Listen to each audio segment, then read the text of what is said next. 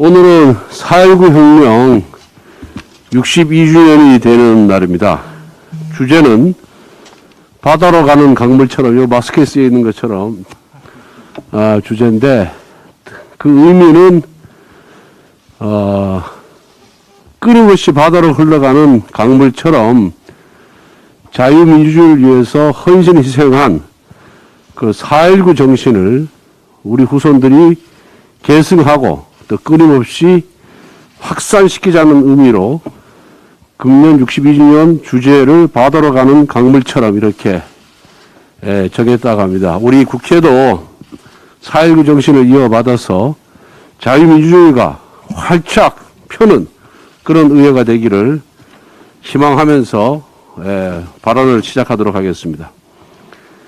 민주당이 기어이 국민 독박, 죄인 대박의 검수완박 강행 처리 마술을 드러냈습니다. 박홍근 민주당 원내대표가 철저하게 국회법이 정한 절차를 준수할 것이라고 공언했지만 시작부터 거짓말로 드러났습니다.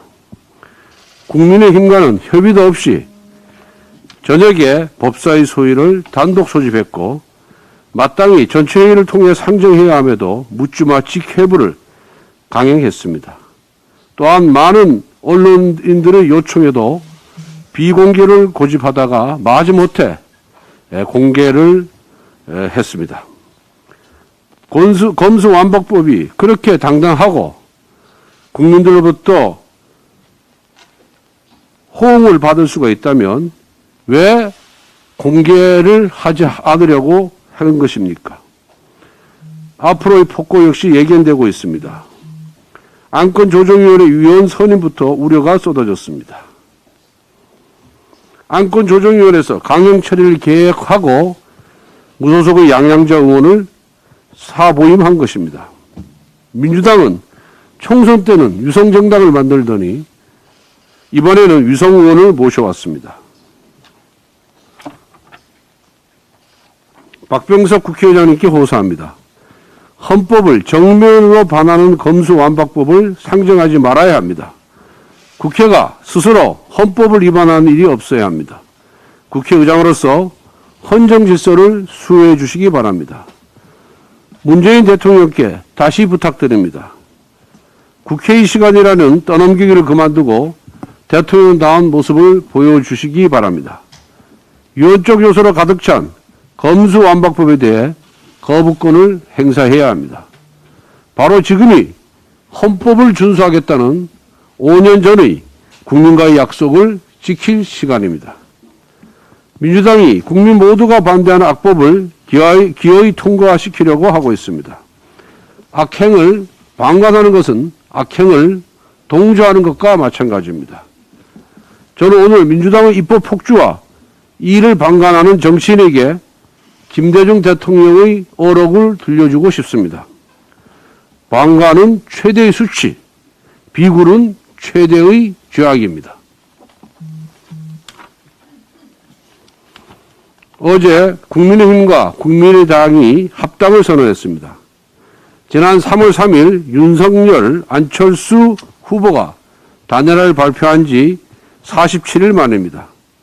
당시 저희는 정권 교체와 대선 이후 합당을 국민께 약속드렸습니다. 국민과의 약속을 지킬 수 있게 되어서 기쁘게 생각합니다.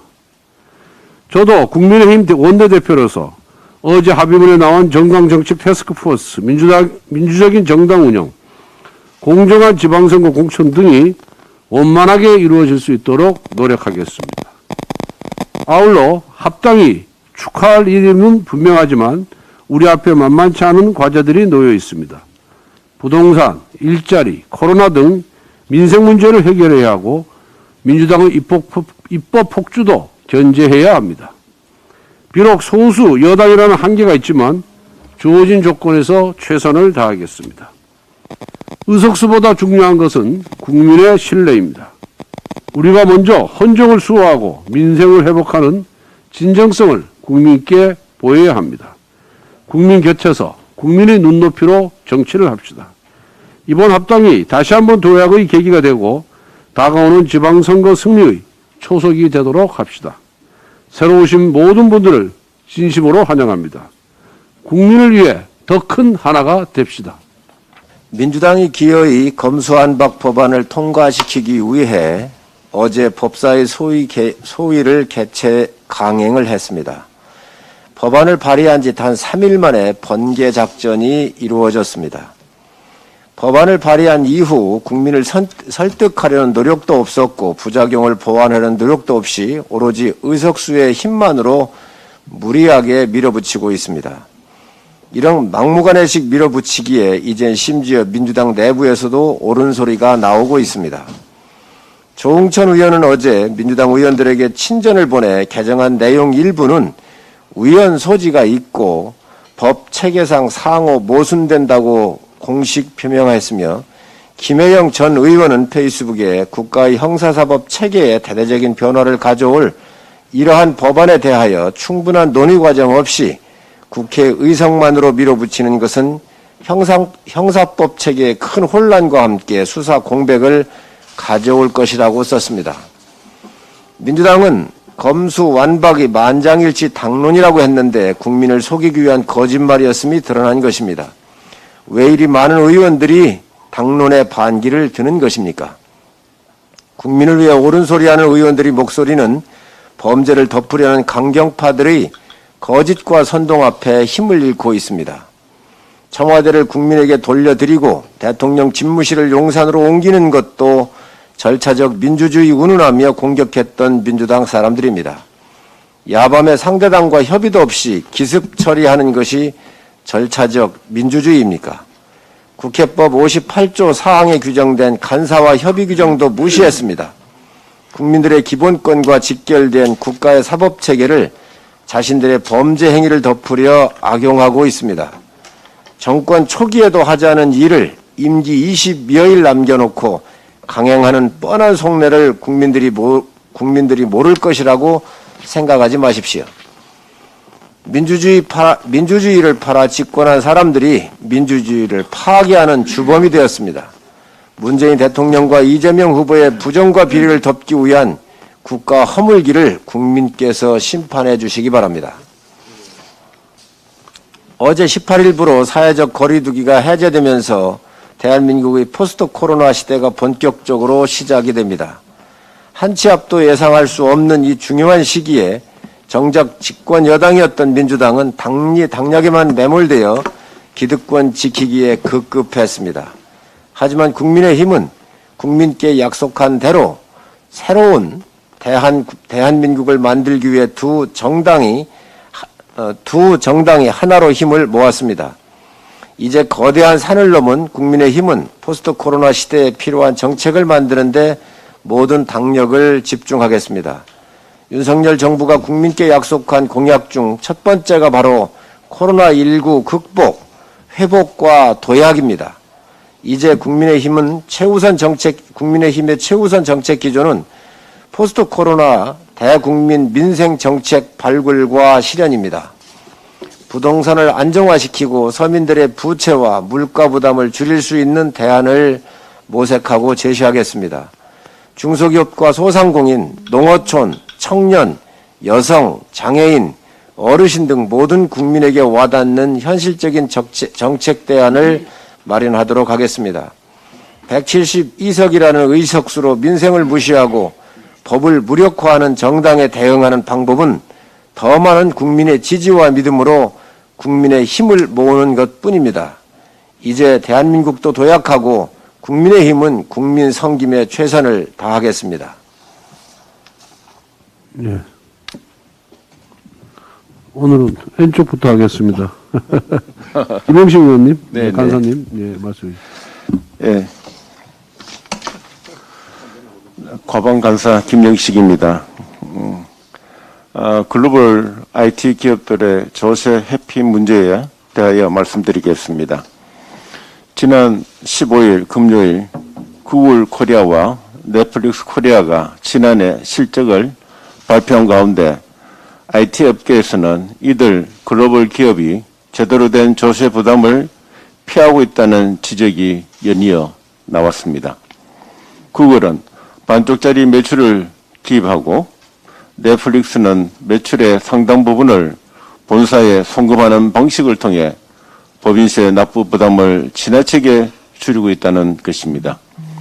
구글 코리아는 전체 매출에서 국내 시장에서 발생한 구글 플레이의 앱 수수료 매출을 수조 원을 누락하고 있습니다.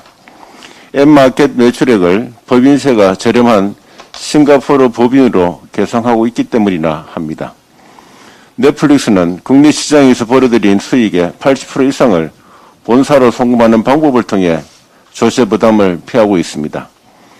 관리감독 책임이 있는 문재인 정부 과세 당국과 한상혁 방송통신위원장은 이 문제에 대해 책임을 통감해야 할 것입니다. 아울러 더불어민주당은 검수완박, 언론 장악이 아닌 글로벌 사업자의 조세 회피와 같은 실질적 문제 해결에 힘써야 할 것입니다. 이상입니다. 예, 김성규 의원님.